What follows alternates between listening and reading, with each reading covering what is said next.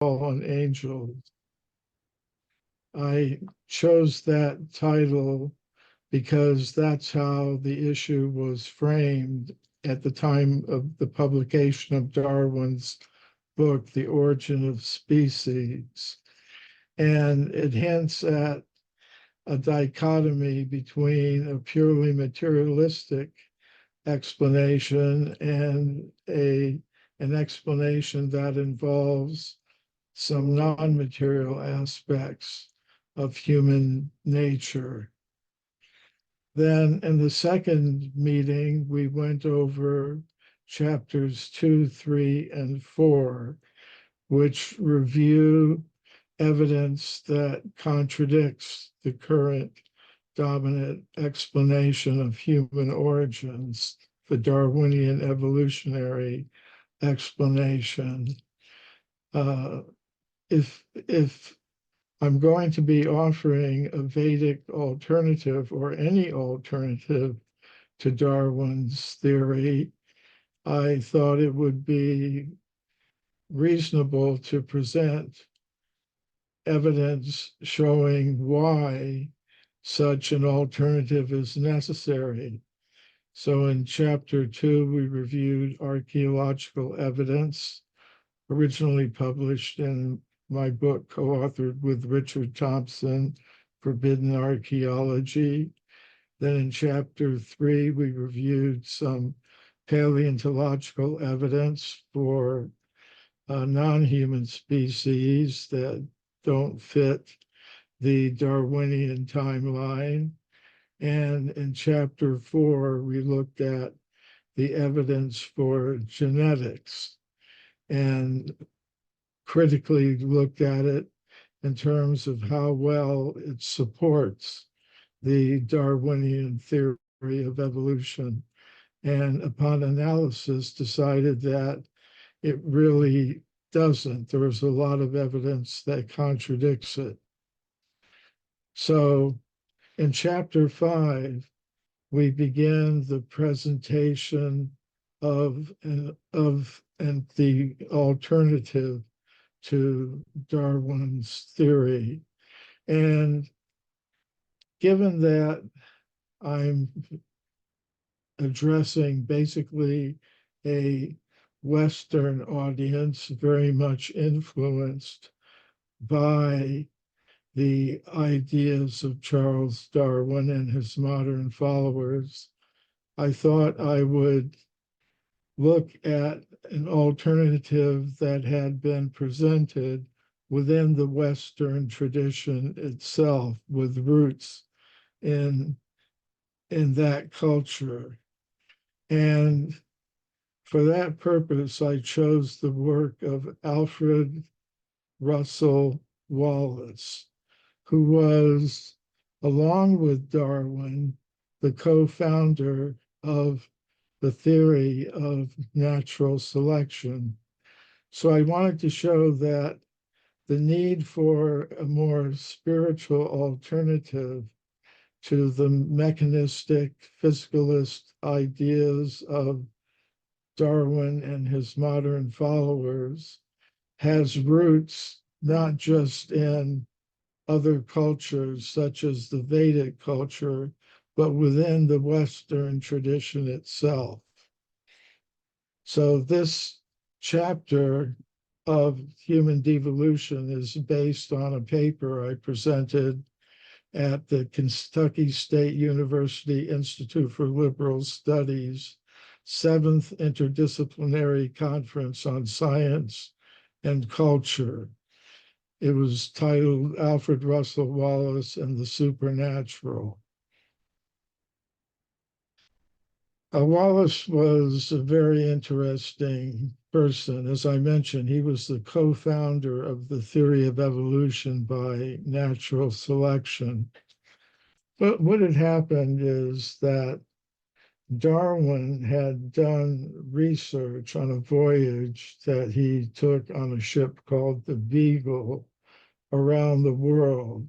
And he gathered evidence in South America, Africa, and other places that he used as the basis for a new theory. Previous to that, he had been a creationist, as many of the scientists and professors in the English universities were at that time. But he had come up with this idea of natural selection as being responsible for the diversity of species and all their varieties. So he had worked on a book of the origin of species for a couple of decades. I'm kind of familiar with that myself. It takes me a long time to get a book together.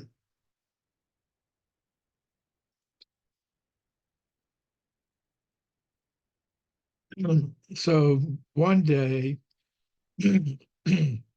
Darwin got a package in the mail from a young English scientist, Alfred Russel Wallace, and he included in this package a copy of a paper that he was going to present at a scientific society in London, the Linnaean Society. And Darwin was shocked when he read the paper because Wallace had independently come up with a theory of evolution based on natural selection. And he was going to be presenting it. So the etiquette in science is that the first person who presents a theory gets their name on it. So Darwin was, as I said, shocked because he'd been working for 20 years on writing his book. And now somebody else was coming out with the same theory and was going to present it before Darwin did. So Darwin communicated with his scientific friends and colleagues, such as Charles Lyell and J.D. Hooker. And they said, well, the only thing you could do is you could ask him if he would agree to have a paper by you, Charles Darwin, and a paper by him, Alfred Russel Wallace, presented simultaneously at the same meeting of the Linnaean Society. So he agreed to do that. Wallace agreed to do that. So on the slide here, you see the announcement from the proceedings of the Linnaean Society of the two papers presented together by Charles Lyell and J.D. Hooker. So for a long time, the theory of evolution was called the Wallace-Darwin theory of evolution. But today, Wallace's name is dropped out of it, and it's simply called Darwin's theory. And what was Wallace's offense that got him dropped? He became involved in research into what's called the paranormal. And he was joined in his research by other prominent English scientists, such as Sir William Crookes, who was later a president of the Royal Society, England's topmost scientific organization.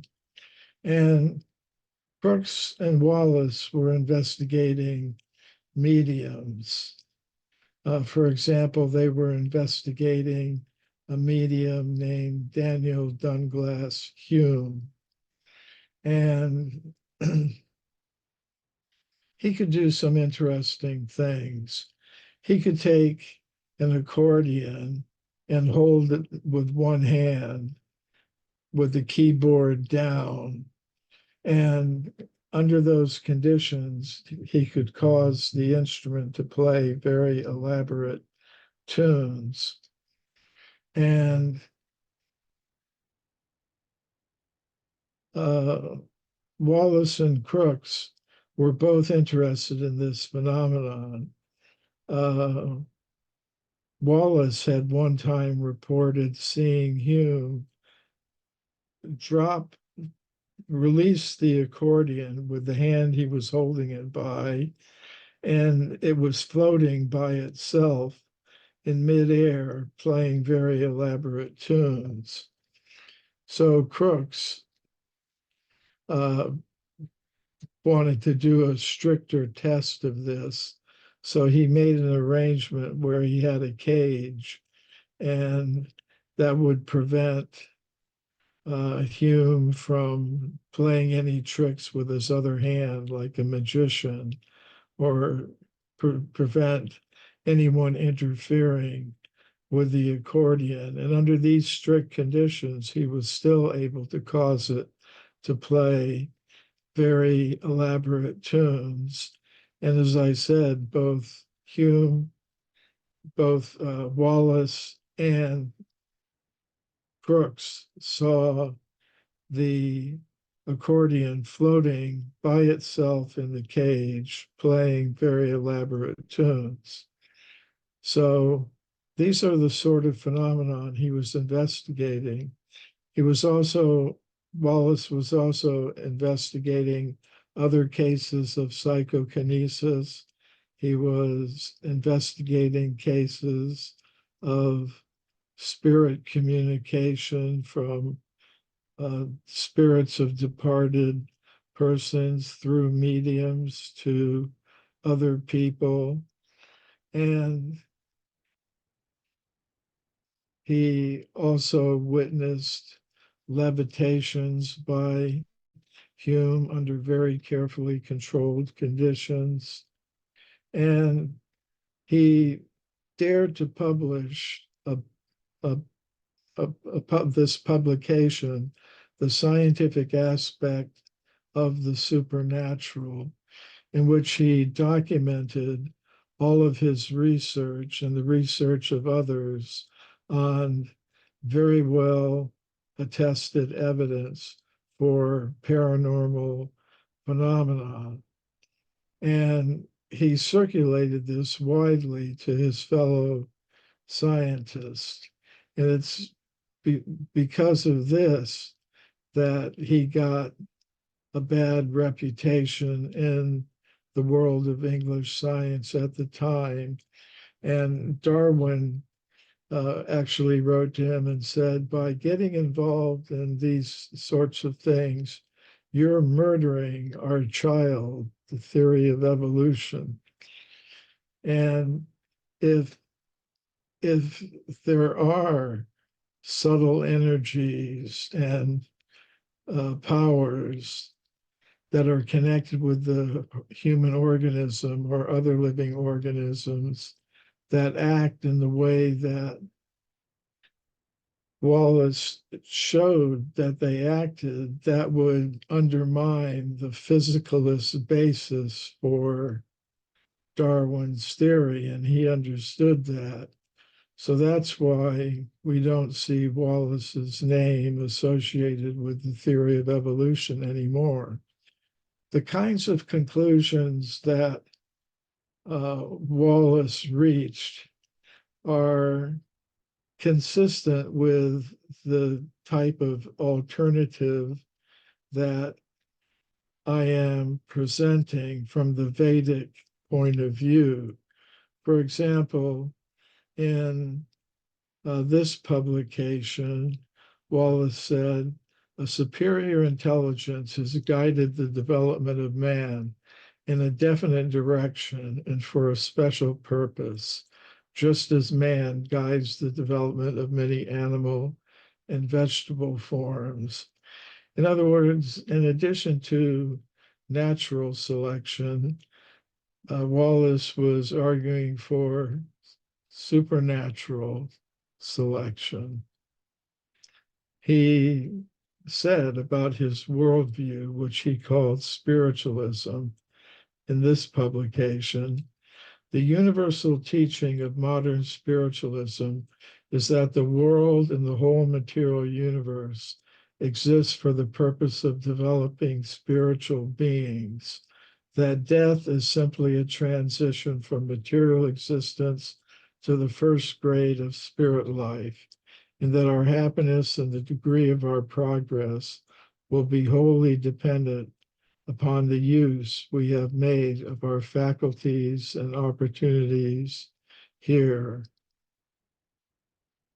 He also said in this publication, the one on the slide before last, if a material element or a combination of 1,000 material elements in a molecule are all alike unconscious, it is impossible for us to believe that the mere addition of one, two, or 1,000 other material elements to form a more complex molecule could in any way produce a self-conscious existence. These things are radically distinct. There is no escape from this dilemma.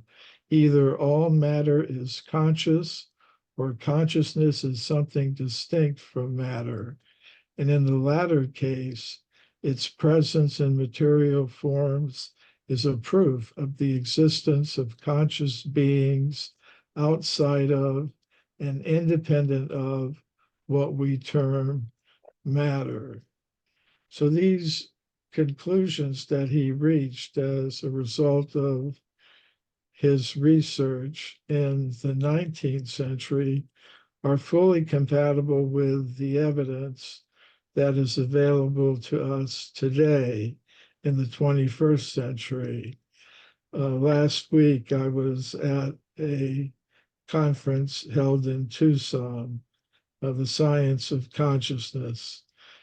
And exactly what Wallace said here in 1870 was being said at that conference, that they were asked, one of the researchers who gave a talk in a plenary session challenged the scientists present, said, you say you have a science of consciousness. What have you actually explained? There are millions of conscious experiences, the taste of chocolate, the cold feeling of a cold spring, there are millions of conscious experiences. How many have you explained? And they had to admit 0. So, and they're faced with this dilemma, and some of them are taking the position, well, all matter is conscious. It's a position called panpsychism. And others are facing up to the possibility that, well, maybe consciousness is something distinct from matter. So it's very interesting to see how these are still live issues today. So as I said, I wanted this type of alternative to come from a source within the Western intellectual and academic and scientific tradition, and it is there. Now, in chapter 6, I review the evidence that's consistent with what Wallace was saying in the 19th century. Basically, the reason why I'm presenting this is because before we ask the question, where do human beings come from, we should first of all ask, what is a human being?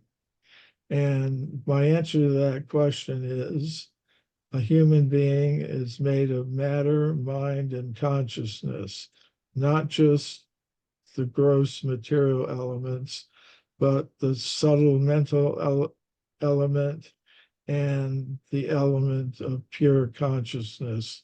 There's a conscious self that exists apart from matter and mind. Chapter 6 incorporates material from a presentation I made in April 1998 at the Science of Consciousness conference. It was called Famous Scientists and the Paranormal. In Human Devolution, I point out that modern science has not been able to explain the origin of consciousness. Even at this time, at around 2000, 2001, scientists were facing up to the problem that their efforts in artificial life and artificial intelligence were failing to capture key aspects of human abilities.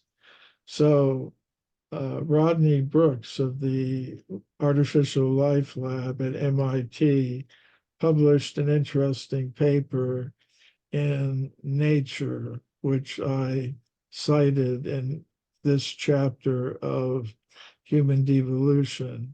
He proposed, quote, there might be some extra sort of stuff in living systems outside our current scientific understanding. Among the possibilities he mentioned in this publication were, quote, some ineffable entity such as a soul or élan vital, the vital force.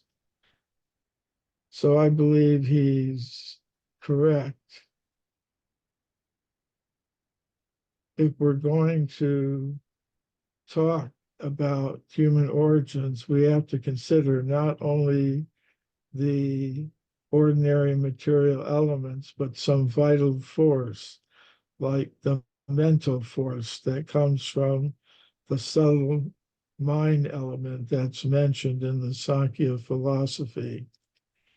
And we also have to consider the existence of the soul as the source of consciousness, the Atma. We're presenting now the Atma paradigm. So this idea that a human possesses a body made of the gross physical elements, a subtle mental body, and a purely conscious self is expressed by. Here's how to not eat like garbage this year. Okay, so I'm lazy and I hate cooking, but I love good food and I'm trying to stay fit. So I found these dietitian approved meals that are. Something was interfering there. Okay, can you hear me? Yes, we can hear you. Someone was unmuted. I just muted them. Okay. So there are Sanskrit names for these aspects of what a human being is. The gross material physical body is called the Stula Sharira. The subtle material mental body is called the Sukshma Sharira. And the eternal spiritual body is called the Nitya Sharira. You could think of it in terms of a computer analogy, with the gross physical body representing the computer hardware, the subtle mental body representing the computer software, which allows the user, the conscious self, the Atma, or the soul to interact with the hardware, the gross physical body. And there is a body of scientific evidence that is consistent with the existence of a subtle mental body. I review it in this chapter 6.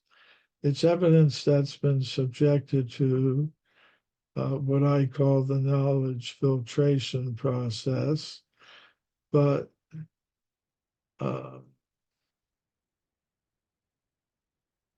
there are examples that I cite in the 6th chapter of Human Devolution. One of them being the example of Pierre and Marie Curie. They're both famous as a husband and wife team who each got a Nobel Prize for their work.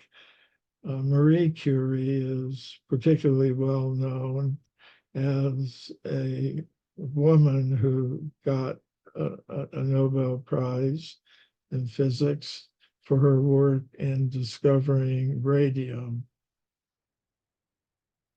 What's not mentioned in the textbooks is that she and her husband were involved in psychical research. They did experiments in psychokinesis with a medium from Italy called Eusapia Palladino.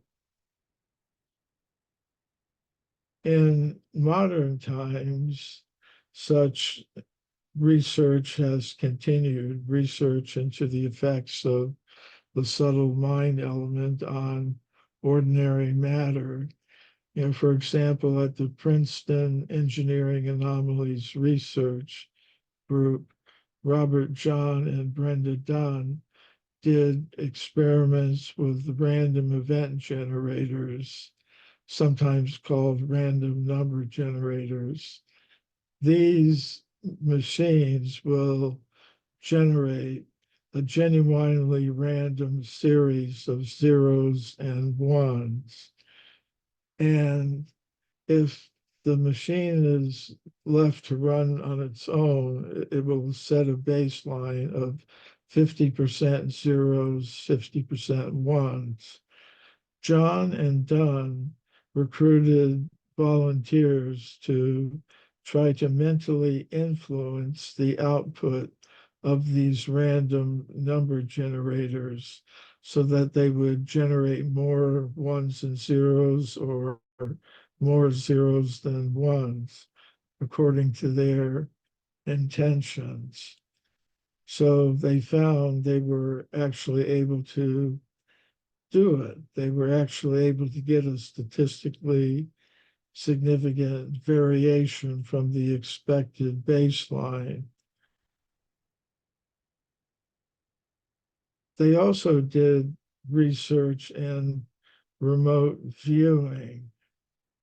And in these experiments, they would take a person they called the agent and have that person go to a certain target location. And from the target location, the agent would try to mentally send an image of the place to a person at a remote location called the percipient.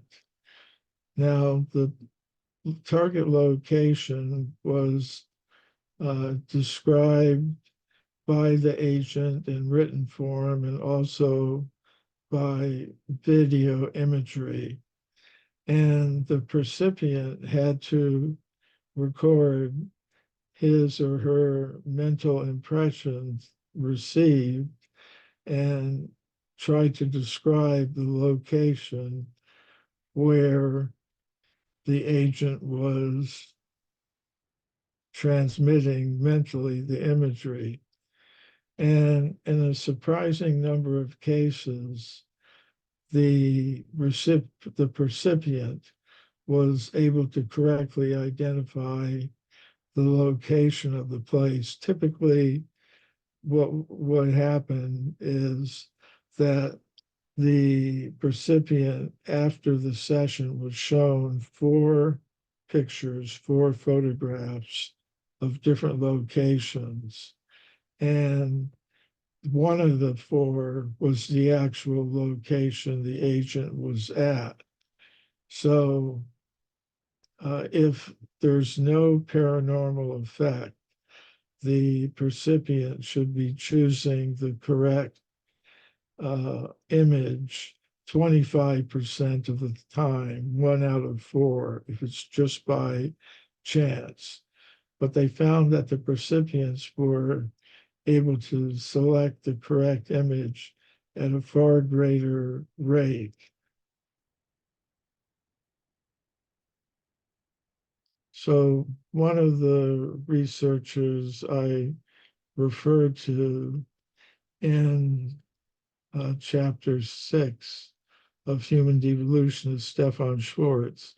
I later met him at a conference where we were both speakers, and he was doing a workshop on remote viewing. And he said it's an ability we all have. We just need to practice it. And he gave a demonstration from about 100 people attending the workshop.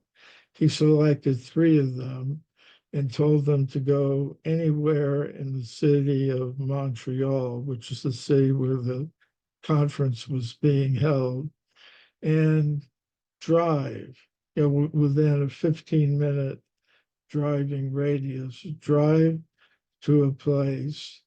And he gave them a video camera. He said, videotape the place where you've gone, and try to also mentally send the image back here to us. So the 3 people left, and during the 15 minutes they were traveling to their demonstration, those of us remaining were instructed how to carry out our attempt at remote viewing. We're told, when the time comes, just empty your mind and record, write down what it is that you perceive. Don't think about it. Don't try to analyze it. Just whatever comes into your mind at that time, record it. So at the time when 15 minutes had elapsed, he instructed us, okay, write down the first image that you see, and don't think about it, don't analyze it, just put it down. Then what do you see when you look up? What do you see when you look down? What do you see when you look left, right? If you were to rise into the air, what would you see around you? So after a while, the 3 people came back. The videotape was put into the machine. I mean, the first image I had written down was candle flames in red glass holders. And the first image that came up on the screen was candle flames in red glass holders. They'd gone to the cathedral in Montreal. So I'm inclined to believe these things, but even I was shocked that I got it right. And sitting next to me was Rupert Sheldrake, who also, when you analyzed everything that he wrote down, what he saw when he looked up, what he saw when he looked down, it matched the place that they had been, this cathedral. So it was really an interesting experiment. So if we're going to talk about human origins, we should first of all understand what a human being is. The gross physical elements are part of our existence. This subtle mind element with its unusual powers of psychokinesis, remote viewing, and things like that is also part of the picture. But beyond that, there is the conscious self, which is non-material.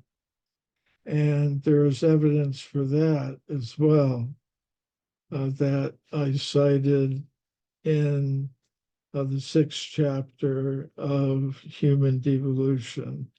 One category of such evidence is out-of-body experiences or near-death experiences. And these are a topic of active, ongoing research to this day. I heard several reports of such things at the Science of Consciousness conference I recently attended. And this evidence tends to show that there is a conscious self that temporarily separates from the brain, from the body, and then re-enters the same body. And that leads to the idea that there can be a transference of the conscious self from one body to a completely different body. Of course, that's the idea of reincarnation. And historically, Dr. Ian Stevenson pioneered work in reports of past lives from young children in various countries, including India. And this is still an active area of research, and members of the Bhaktivedanta Institute of Higher Studies and others are actively conducting such research to this day in India. So this problem of consciousness remains a major unsolved problem in science. That was evident in the work of a professor of philosophy at New York University, Thomas Nagel, in his book, Mind and Cosmos, published almost 10 years after Human Devolution was published. The subtitle is interesting: Why the Materialist Neo-Darwinian Conception of Nature is Almost Certainly False. So, yes, there is a need for a Vedic alternative to Darwin's theory. Nagel said, consciousness is the most conspicuous obstacle to a comprehensive naturalism that relies only on the resources of physical science. If we take this problem seriously and follow out its implications, it threatens to unravel the entire naturalistic world picture. And we have to keep in mind where we're going with our Vedic alternative. It is not limited to just this earth. It is not limited to the physicalist assumptions of naturalism today. It is very expansive. It involves a multi-level cosmos with all kinds of beings, demigods, Prajapatis operating in the production of species. So views like this are very consistent with the ultimate offering of such an alternative. Nagel also said, conscious subjects and their mental lives are inescapable components of reality, not describable by the physical sciences. So it's saying consciousness and mind can't really be explained. Some of their effects can be observed, I would say, by the physical sciences, but ultimately they can't account for them. So that means sometimes offering to the scientific community new concepts like that aren't observable, but offer explanations for a phenomenon. And scientists do this, like in terms of dark energy they introduced into cosmology, not because they could observe it directly, but because by positing it, it allowed them to explain observable features of galaxies that they couldn't account for otherwise. Same with dark energy. So at this stage, you could say we're interested in introducing some unobservables, mind and the Atma, that offer as an advantage explanations for things we can observe. So Nagel, talking about these things, says major scientific advances often require the creation of new concepts, postulating unobservable elements of reality. The evidence for the existence of such things is precisely that if they existed, they would explain what is otherwise incomprehensible. So I think in that category are our positing of a subtle material, mental body, and the Atma, the soul, the conscious self. So human devolution inspired some reactions from the academic and scientific world. One such reaction came from a scholar of religions, C. Mackenzie Brown, who wrote about Hindu reactions to Darwinism in a publication. And in it, he says,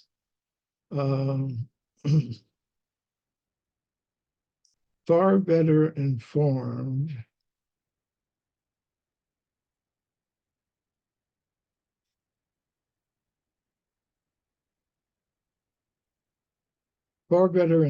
about modern science and Darwinian evolution than Prabhupada are two of his American disciples, Richard L. Thompson and Michael A. Cremo. I'm going to explain my reaction to his remarks.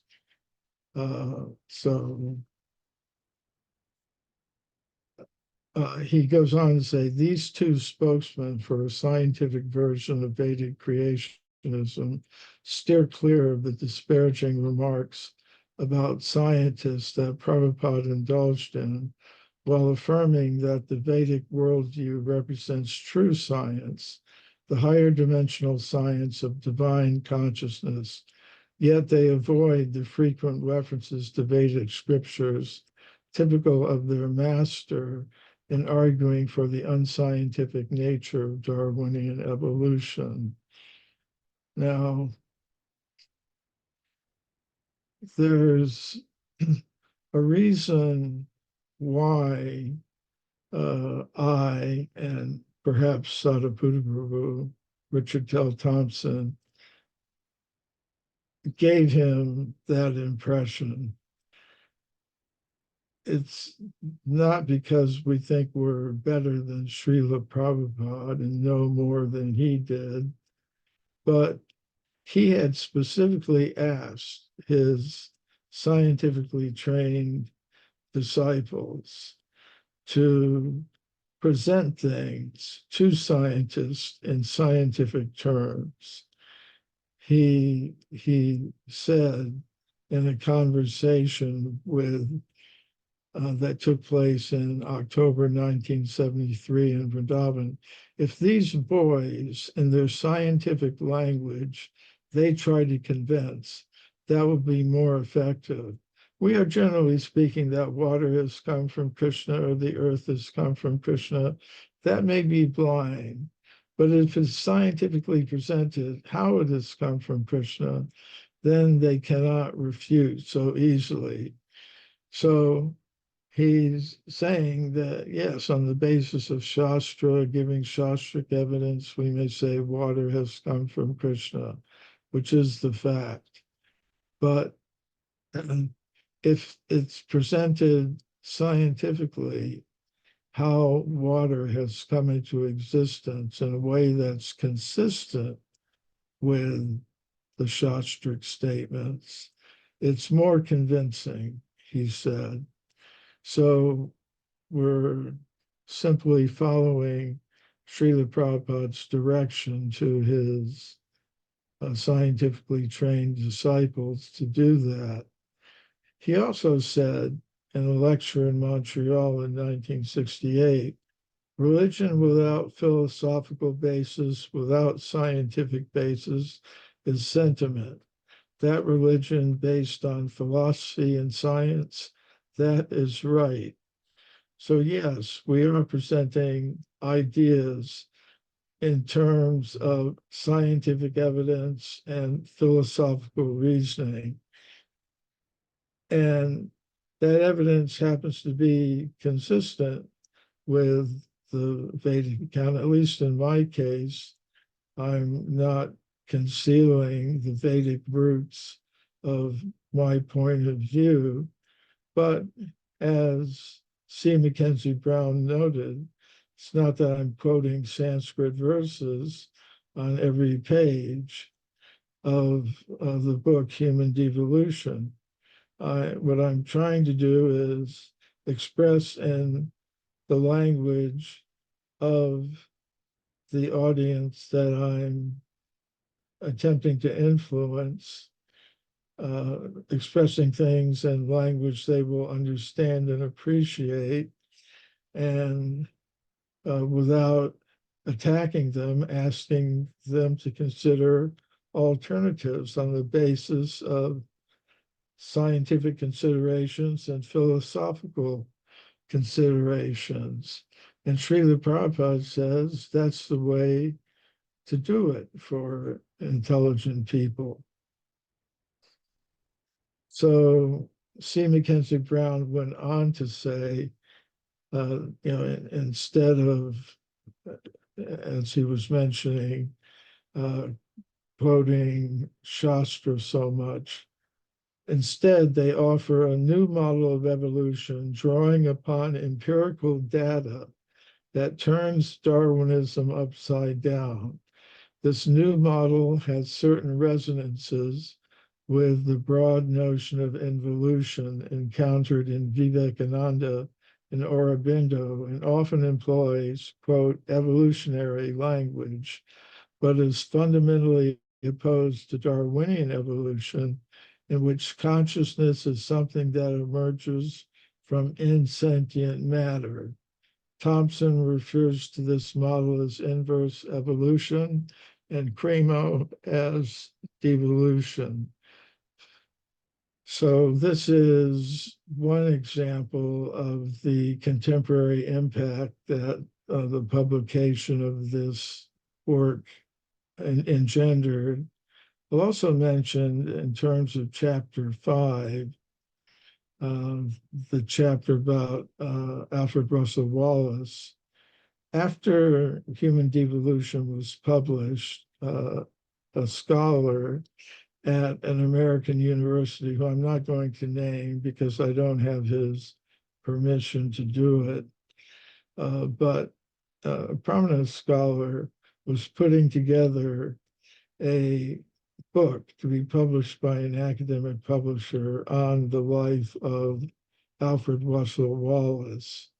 And he wrote to me asking if I would submit a chapter for the book based on chapter 5 of Human Devolution. So I did that.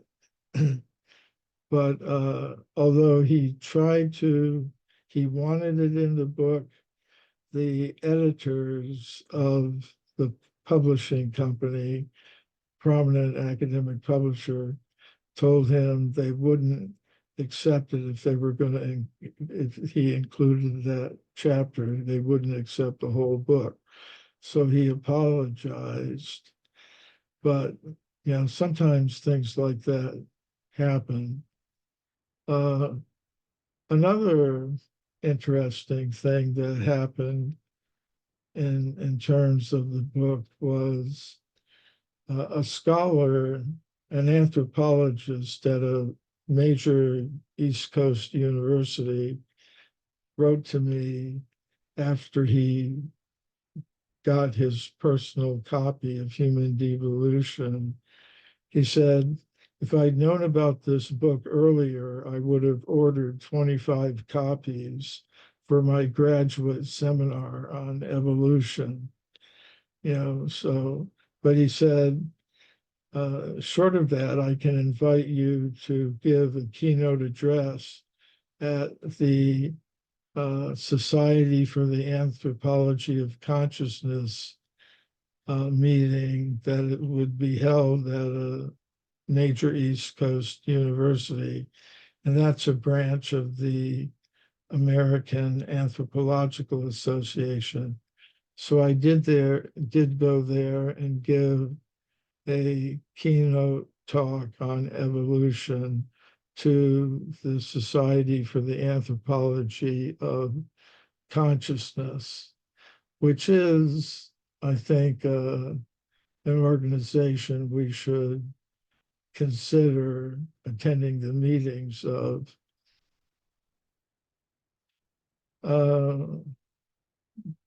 Going beyond the academic and scientific circles, I was invited to present a talk on human devolution at the Shivananda Yoga Camp in Val-Marin in Quebec, Canada.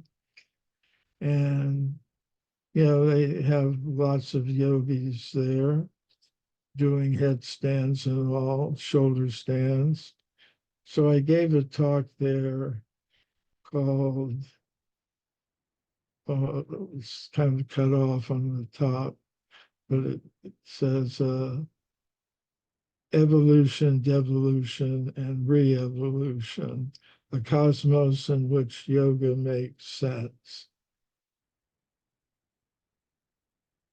So that brings me to the end of the review of chapters 5 and 6 of Human Devolution. Next time, we're going to be looking at chapters 7 and 8. Chapter 7 is the cosmic hierarchy, a cross-cultural study. Because as I mentioned, our Vedic alternative is not limited to this planet. To fully understand it, one has to take into account the whole Vedic cosmos in which human beings find themselves as part of a whole cosmic hierarchy of beings involving demigods, humans, animals, plants, and lower beings even. And beyond that, beyond the material cosmos, there's the spiritual cosmos with an overall source and designer. So we want to look at that phenomenon as it is presented, not just in the Vedic culture, but in many cultures around the world. And then in chapter 8, we're going to look at modern scientific evidence for this hierarchy of beings. And that takes us into a study of evidence for apparitions, angels, and aliens.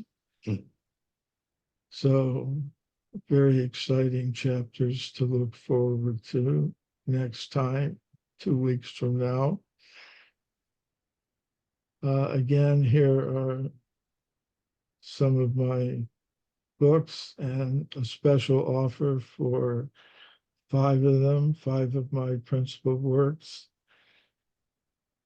So, are there any comments or questions? Nancy, if you could. Yeah, no one has put anything in the chat, but is Lavanya, did you have a question? Yes, I do. I was curious how you interpret the kind of explosion of the artificial intelligence movement, and if that, in your opinion, has opened up new vistas into tying together consciousness with science.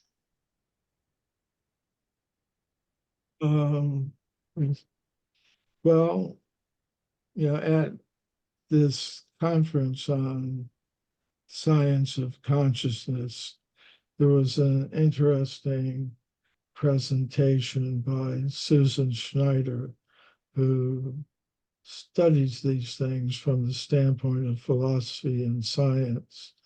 She's a professor at Florida International University.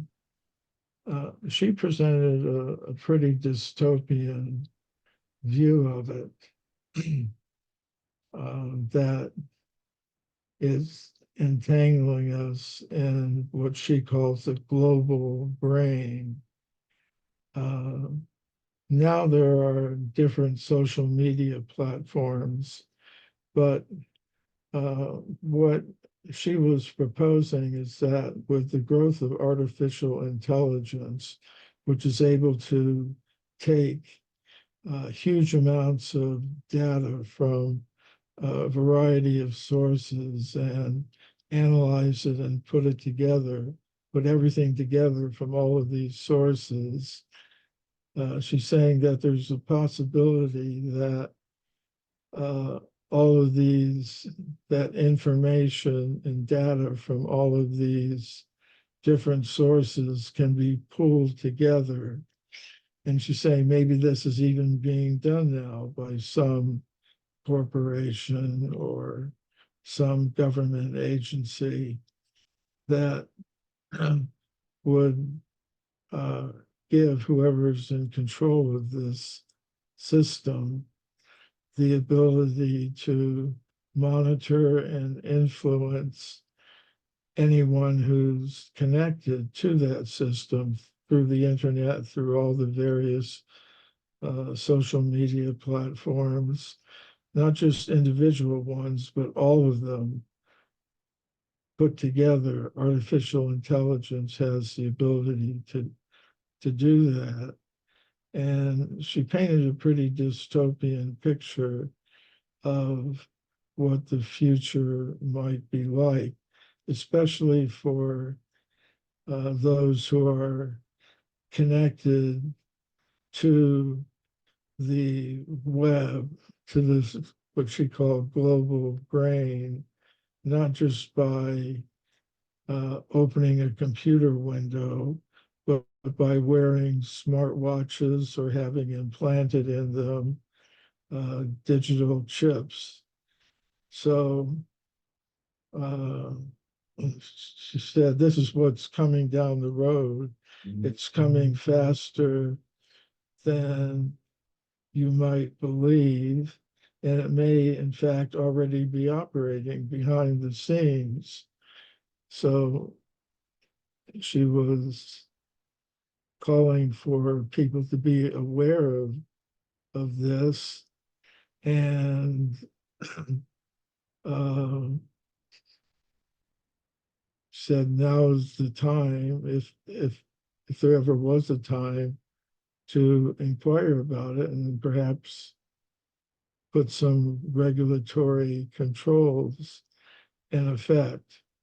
So that got my attention in terms of increasing valid knowledge about the kinds of issues that we're talking about that may indeed be a possibility, but one has to consider every possible aspect of what this powerful new tool or new phenomenon can have impact in.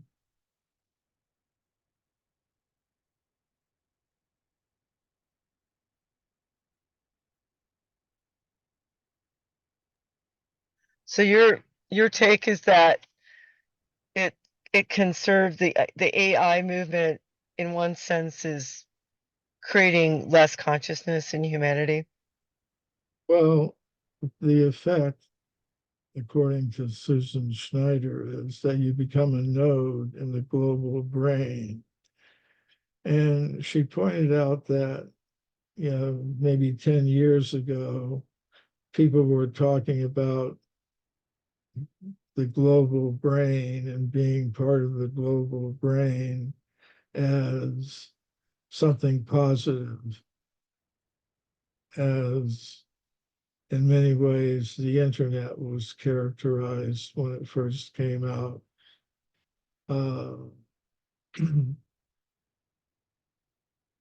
You know, but it turned out it can become a source not only of information, but of disinformation, not only a source of liberation, but a source of control, not only economic liberation, the freedom to work, but can put you out of work. You know, there's a variety of concerns there. So, yes, in her opinion, it would result in a contraction of human consciousness and freedom. We'd be more exposed to attempts to manipulate and influence your consciousness. So it's something interesting to consider.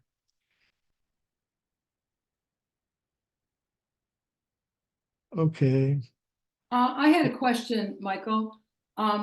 In regards to the Wallace Darwin, constraint.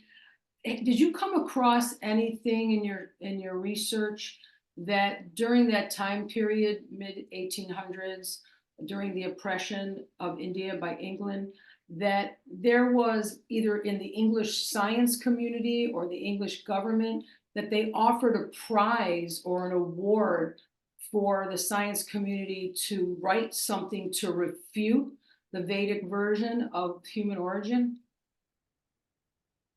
There was, if I recall correctly, a reward for the best refutation of Hinduism in general. I don't know that it was specifically related to human origins, but there were, when the British and other European nations went to India with colonial ambitions in the 18th century, like that, they did encounter the Vedic texts, which talked about very long periods of time and human histories going very far back in time. And they found it pretty amazing because at that time, the universities were controlled, the universities in Europe were controlled by the church, which had the idea of a young earth, an earth less than 10,000 years old. So when these European scholars, influenced by those ideas, encountered these Vedic time cycles with their vast periods of time going back millions of years, they tried to fit everything within the 10,000 year period they were familiar with. So they promoted that idea that, say, Swayambhuva Manu, the forefather of the human species, existed maybe 10,000 years ago or 5,000 years ago. And the whole Vedic history, Puranic history, had to come after that. I mean, according to the Puranas, Swayambhuva Manu existed at the beginning of the present Kalpa or day of Brahma, which is hundreds of millions of years ago. So they thought that's simply fantastic. A fantasy, not fantastic in the positive sense of the word, but fantastic in the terms of being a fantasy. And they use that, from that point of view, they try to deconstruct and disprove the accounts given in the Vedic text. And this was accepted by the Indian scholars who went to the universities and other educational institutions that the British set up in India during their colonial period. But meanwhile, back in Europe, Darwin and the other scientists were like Lyell, who was a geologist. He actually gave Darwin the time he needed for evolution to take place, because the kind of evolution that Darwin was talking about couldn't have taken place in the short time periods allowed by the young earth creationist types who were in charge of the education system at that time in England and the rest of Europe. So Lyell, with his new studies in geology, showed that it must have taken millions and millions of years for the sediments and layers of rock in the geological column to have been laid down. So using kind of the same methods that the English scholars in India had used to deconstruct the Vedas, they deconstructed the Bible in Europe, and then they had a longer period in which evolution by natural selection could work. But in India, they've kind of kept the idea that all of Indian history has to be kept within a 5,000 year limit, basically. So it's kind of interesting what happened.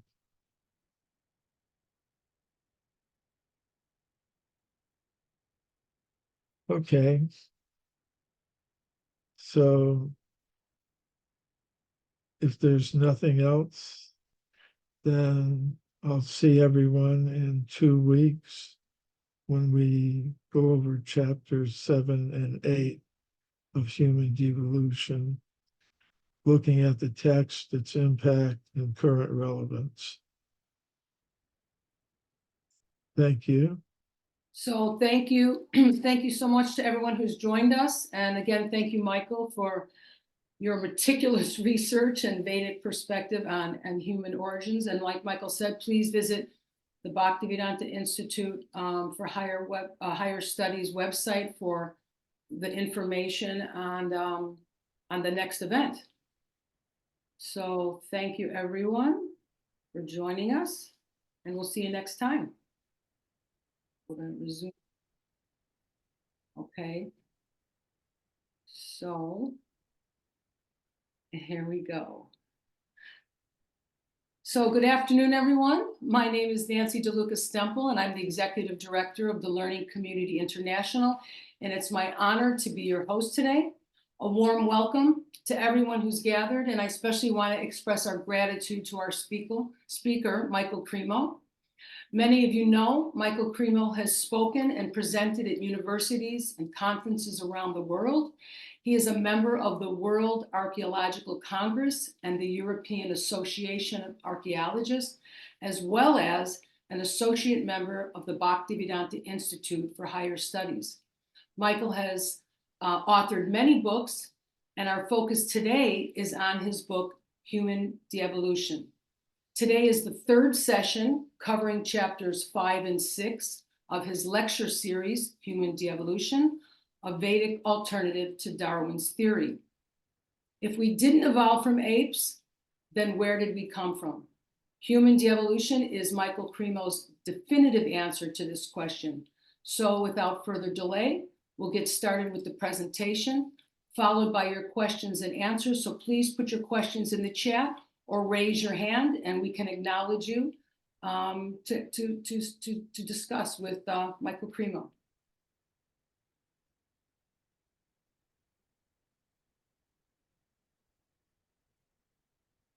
Okay, was I supposed to say anything? No, you're it's fine. It's just it's having a little bit of a glitch here, so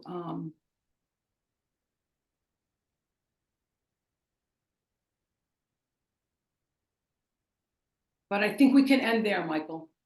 So thank you again for everyone. We'll see you next time.